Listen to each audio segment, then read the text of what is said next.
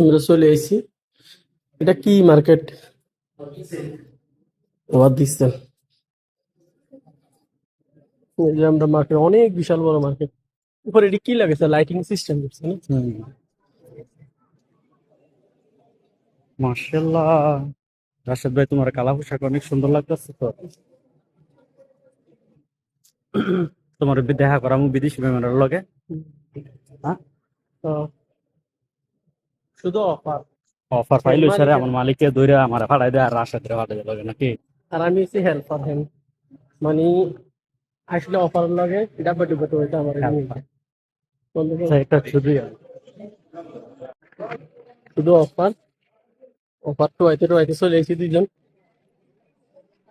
Pink colour এডি এলো, মালিক এডি কইছে। কয়টা?